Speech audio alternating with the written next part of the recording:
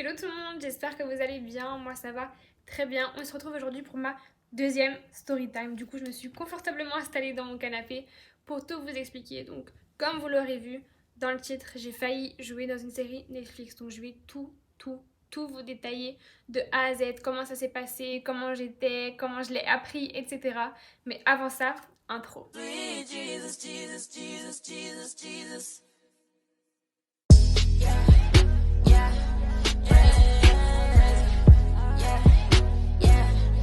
Bon, tout commence le jeudi. Tout commence sans dire que je suis dans le jour où tout a basculé.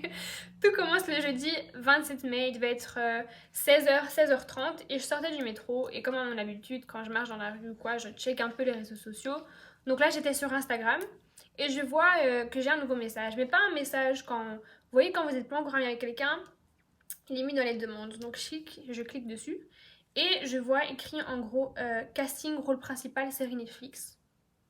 Moi, je m'arrête, je me dis, hein, mais j'ai envoyé ma candidature nulle part, je me suis proposée nulle part, j'ai rien envoyé, j'étais même pas au courant qu'il y avait un casting pour une série Netflix, enfin, complètement perdue.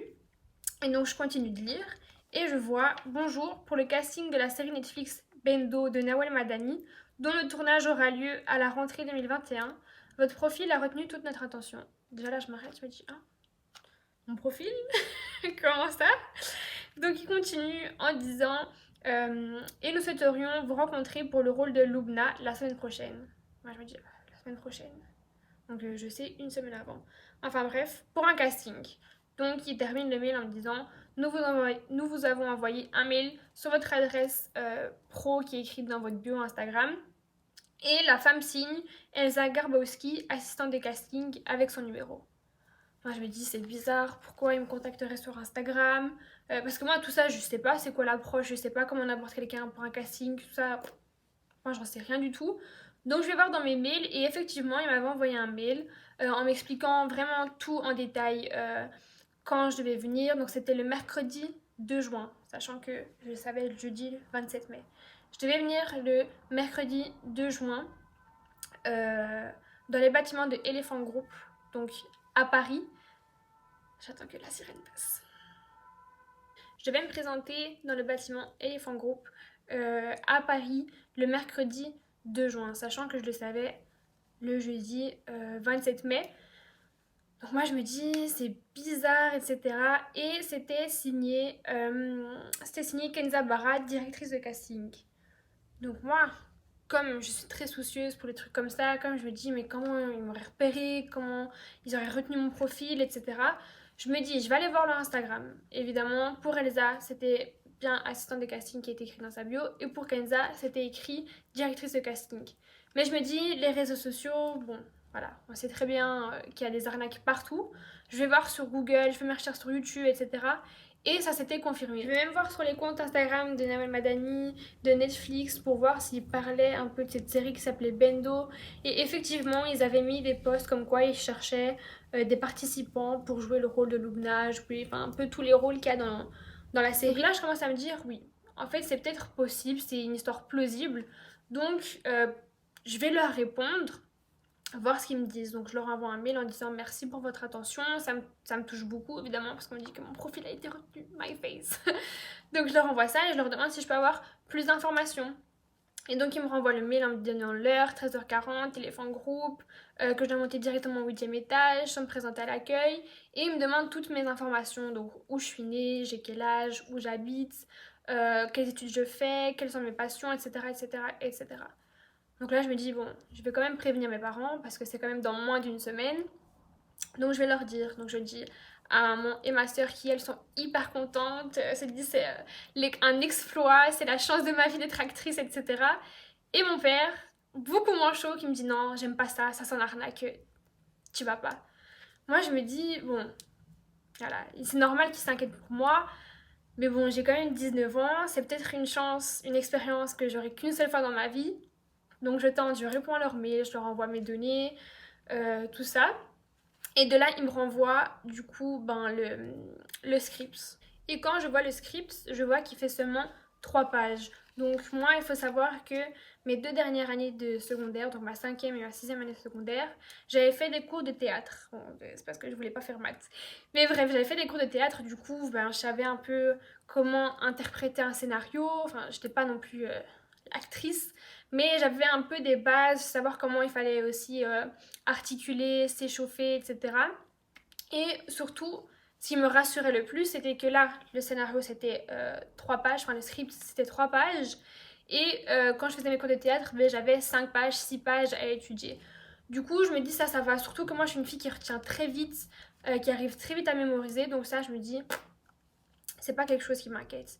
Du coup, même si le but de ma vie, c'était pas de devenir actrice, je me suis dit, c'est une expérience à vivre que je vivrai peut-être une fois dans ma vie. Donc, ou j'accepte et je le fais à 100%, ou j'accepte pas. Parce que si je fais quelque chose, quand je démarre quelque chose, quand j'entreprends quelque chose, je le fais à 100%. Peu importe ce que c'est, je me dis, si je le fais à 100%, ça pourra m'apporter d'autres choses et qui sait où je vais finir.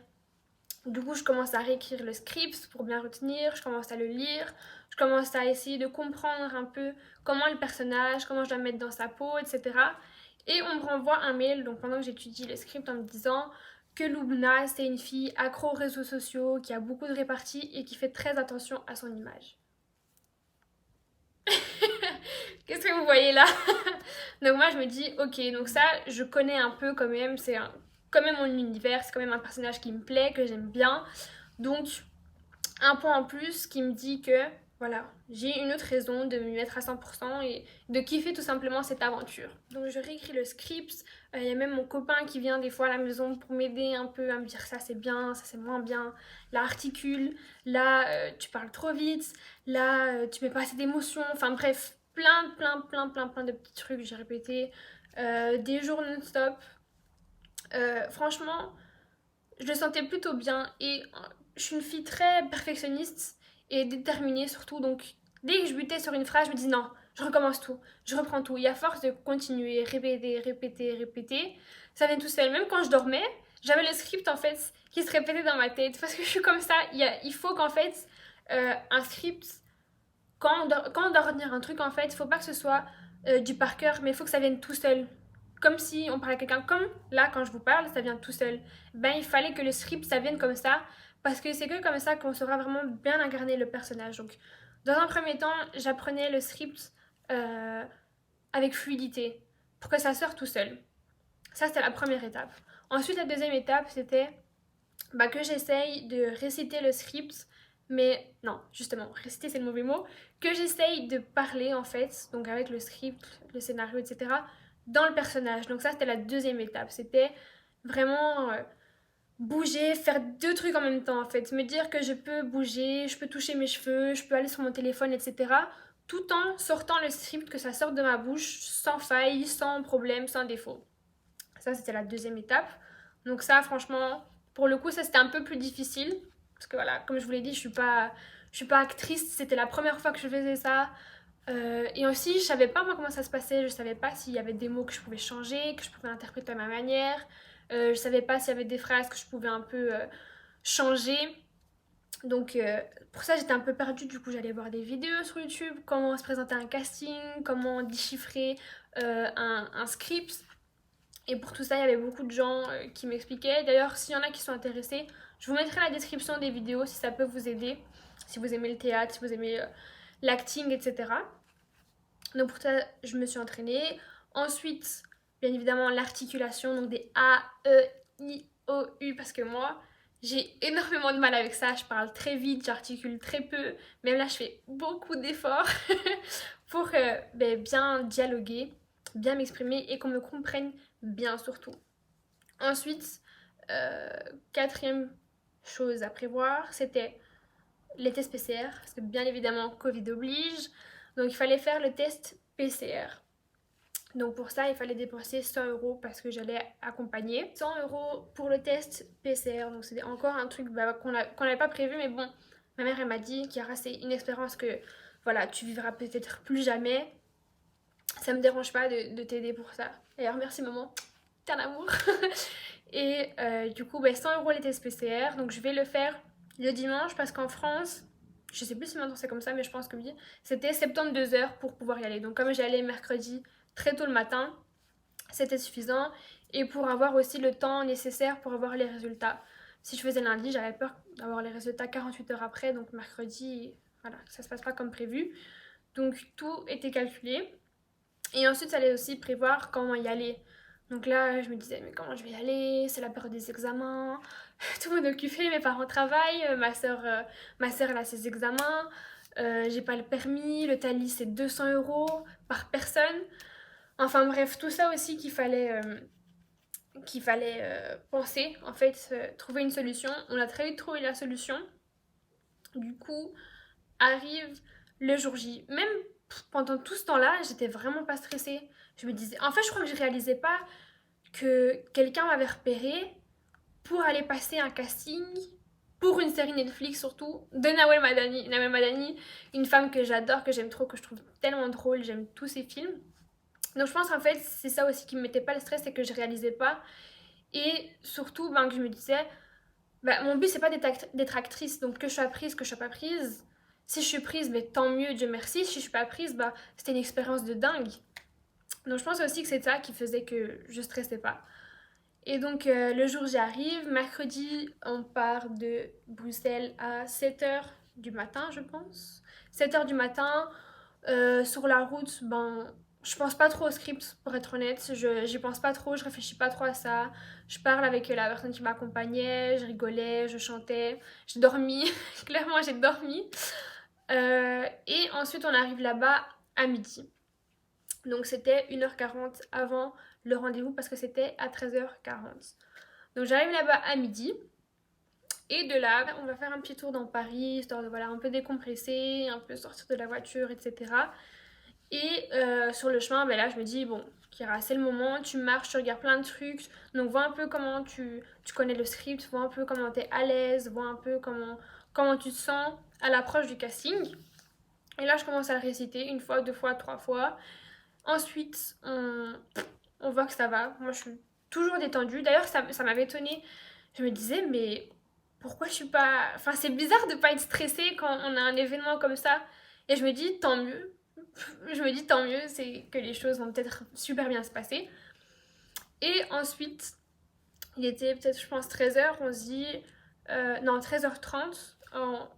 On est monté dans les bâtiments, 8e étage. Donc là, il y a quelqu'un qui m'arrête, qui me dit pourquoi vous y allez, qu'est-ce que vous faites ici. Donc moi je dis que je viens pour le casting. Elle me dit pas de soucis, montez au 8e étage, vous tournez à droite et là vous verrez des affiches avec écrit que c'est la salle d'attente pour le casting. Et donc on monte au 8e étage et comme prévu, il y avait des affiches où il était écrit casting, série Netflix, Bendo. Donc là je me dis c'est vraiment réel en fait, je suis à Paris pour une série Netflix.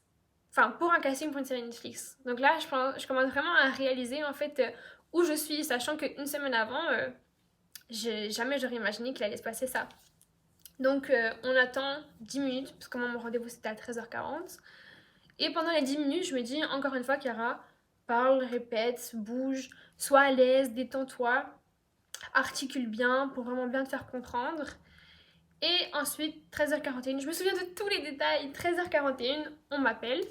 Et là, je rentre dans la salle où il y avait Elsa Garbowski et Ken Zabara. Et donc, elle me met très vite à l'aise.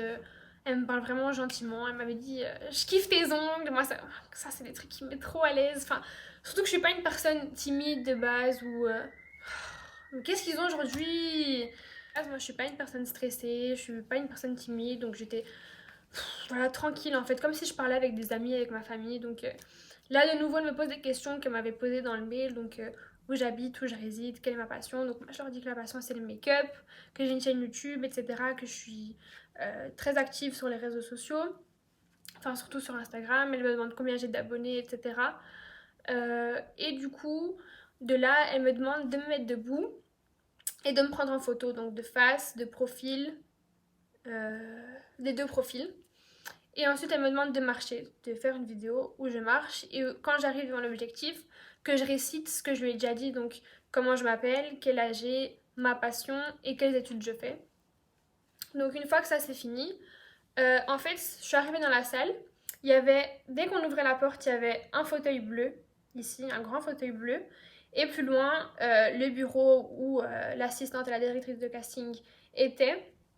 Et moi, ben, derrière le bureau, j'étais là avec des grandes fenêtres. C'était une super grande pièce, hyper lumineuse.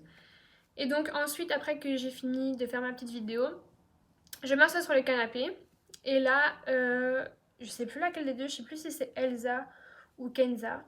Je sais plus du tout c'est laquelle des deux, qui vient devant moi et qui me dit moi je vais filmer donc ce que tu fais pour pouvoir ensuite envoyer à la réalisatrice. Et donc la deuxième femme qui était debout à côté de celle qui était assise avec la caméra pour réciter l'autre parce que le script on était deux. Donc il y avait moi, il y avait Lina. Donc elle faisait Lina et moi je faisais Lubna. Et elle me dit, ben voilà, mets-toi à l'aise, franchement, fais comme si tu ne récitais pas le script, fais comme si vraiment tu parlais à une amie. Elle me disait, faut vraiment pas qu'on sente que c'est un truc que t'as appris par cœur. Donc moi je dis, ok, pas de souci. Encore une fois, je savais pas comment ça se passait. Donc je m'assieds, je prends mon téléphone, je me pose, je me mets un peu de côté comme ça, comme si j'étais chez moi. Elle me dit voilà, comme ça, fais comme si, vraiment mets-toi à l'aise, fais comme si t'étais chez toi. Donc là, je commence à parler parce que la première page du script, c'était un monologue que je faisais. Donc je commence à parler et là, directement, elle me dit attends, je t'arrête. Vraiment, il faut qu'on ressente que t'as pas appris le texte par cœur. Donc elle me disait change des mots, change des phrases même si tu veux, mais vraiment, il faut vraiment que tu fasses comme si c'était toi qui parlais. Donc prends ta manière de parler et tu la mets dans le script. Donc là, je me dis, ok, je le prends pas du tout mal parce que c'est normal qu'elle me trouve un défaut si elle me trouvait rien du tout. Si elle me disait rien du tout, justement, ça m'aurait plus inquiété que là qu'elle me fait une remarque. Parce que c'est ma première fois, je suis pas parfaite, je sais pas comment ça se fait à 10 000%. Donc je recommence et là, donc je parle. La femme en face de moi qui jouait le rôle de Nina, elle changeait des mots, des phrases et ça me perturbait. Ouah ça me perturbait pas. J'arrivais quand même à suivre le rythme, à suivre le truc. Donc, comme elle m'a dit, je changeais des phrases, je parlais un peu à ma manière. Parce que, en fait, Lubna, ben, pour ceux qui voudront regarder la série, vous regarderez. Mais le seul petit détail que je peux vous donner, c'est que, en fait, c'est une fille qui vient d'un quartier. Donc, je devais un peu parler en mode un peu ghetto, tout ça. C'est pas trop ma spécialité, mais bon, je sais un peu les mots qu'on utilisait. Donc, je changeais un peu quelques trucs à ma manière. Donc là, elle me dit c'était beaucoup mieux. Voilà, merci d'être venu. Donc, il m'avait déjà écrit dans le mail que ça allait durer à peu près 20 minutes. Le casting, et mon casting a duré 17 minutes. Je vous dis, je me souviens de tout, ça a duré 17 minutes. Donc de là, elles m'ont dit merci vraiment d'être passé, c'est vraiment chouette de te rencontrer, etc. Et elles m'ont dit si tu reçois un mail d'ici fin juin, c'est que on te retient, si tu reçois rien, elle m'a dit si tu reçois rien, on te reverra dans d'autres projets. Donc j'ai dit ok, merci. Et de là, je sors et je rejoins la personne qui m'attendait dans la cafétéria. Parce qu'en fait, c'était une grande cafétéria, donc pour ceux qui travaillaient dans le bâtiment. Et derrière, une pièce vraiment bien isolée, avec des grands plastiques sur les fenêtres qui donnaient sur la cafétéria. Et de l'autre côté, des grandes fenêtres qui donnaient sur la ville. Donc de là, je suis sortie. On est parti du bâtiment. Et de là, on est parti manger. Et quand je suis sortie de là, je savais vraiment pas comment me sentir. La personne m'a demandé alors ça a été ou pas. Et je dis, bah franchement, je sais pas, mais pour moi, oui, ça a super bien été. J'ai géré, j'étais complètement à l'aise. J'ai peut-être buté sur un mot, mais je me sentais super à l'aise. Mais comme je réalisais pas en fait ce qui s'était passé, en fait, moi je suis une fille. C'était pareil pour mes examens en secondaire. Je pouvais pas te dire si ça a été ou ça a pas été. C'est juste que je sors et je vois un peu le sort qui m'arrive en fait. Euh, Surtout là, comme je réalisais vraiment pas que j'avais passé un casting, en fait j'étais tellement à l'aise que je me dis bah ouais, peut-être que ça a été, ou si ça n'a pas été, bah voilà, j'en sais rien, mais pour moi en tout cas, j'ai géré. Et donc de là, ben, on va manger dans Paris, on va faire un tour dans Paris, on va voir la Tour Eiffel, etc. Je reprends mes activités, mes cours de langue, etc. On revient le jour même, donc on est parti à 7h du matin pour arriver à midi et on est parti vers 18h, on est rentré vers 23h. Il y avait les bouchons parisiens, mon Dieu, mais quelle horreur. C'est horrible, c'est horrible. Donc voilà, franchement c'était une super journée, je suis sortie de là, j'ai super bien dormi. Je me suis dit que c'était vraiment une expérience de dingue, que c'était pas une arnaque finalement. C'était pas une arnaque, j'ai eu raison de faire confiance parce que c'était un truc qui m'a permis d'aller à Paris, surtout que j'étais pas retournée quand j'avais, je crois, peut-être 4 ans. D'aller à Paris, de vivre un truc de fou que jamais j'aurais pensé que ça allait m'arriver, surtout une semaine avant. On m'aurait dit ça, j'aurais dit qu'est-ce que tu me racontes? Donc on est rentré et puis tout le mois de juin passe et j'ai pas de mail. Faut dire que j'y pensais pas trop non plus. J'y pensais vraiment pas trop. Je crois que j'ai peut-être été vérifiée 3 ou 4 fois si j'avais des mails ou quoi. Donc j'étais pas du tout en stress. J'étais pas en train de me dire où j'ai merdé, pourquoi je suis pas prise, pourquoi ils aiment pas, qu'est-ce qu'ils ont pas aimé de moi, etc. Pas du tout. Je vivais ma vie. Je suis partie en vacances. Et là, vers mi-août ou fin août, je sais plus, ils m'ont envoyé un mail en me disant que voilà, ils m'avaient pas retenu et qu'ils espéraient me voir dans d'autres projets. Quand j'ai lu le mail, j'ai dit yes, je dois pas embrasser un homme parce qu'en fait, le rôle de Luna, c'est une fille qui cherche un homme riche, plus âgé pour pouvoir l'entretenir. Donc pendant que j'étudiais le script, pendant que les jours passaient avant le casting, je me disais punaise, mais imagine tu dois embrasser un homme, imagine tu dois faire une scène hot, imagine tu dois... Tout ça en fait ça trottait dans ma tête et c'est ça qui me faisait le plus peur, hein. C'était pas de devoir assumer que je devais aller à Paris, que je devais payer l'hôtel ou quoi que ce soit. C'était vraiment comment je vais faire si je dois embrasser quelqu'un, comment je vais faire. Non seulement vis-à-vis de moi parce que voilà j'aime pas ça, pour moi c'est impensable de me dire que je vais embrasser quelqu'un si j'ai pas de sentiments ou si je ressens rien pour la personne ou même qu'elle m'attire pas physiquement, enfin je sais pas, c'est logique. Et j'en parlais à ma maman, à ma soeur parce qu'évidemment elles étaient au courant et à mon copain parce que lui, enfin c'était les seuls qui étaient au courant parce que mon copain il était avec moi quand j'avais ouvert le mail et je leur disais mais c'est impossible que je fasse ça, enfin, j'ai pas l'impression, c'est contre mes principes, je peux pas faire ça. Et il me disait, mais non, Kira, c'est bon, vas-y, c'est un rôle, tu joues un rôle, c'est pas parce que tu fais ça qu'on va se dire que tu trahis tes principes, que t'as changé de valeur, que tu trompes, quoi que ce soit. Mais bon, j'étais quand même hyper réticente. Donc, première réaction, c'est yes, je devrais pas embrasser un homme. Et deuxième réaction, mais j'étais vraiment pas déçue ni triste.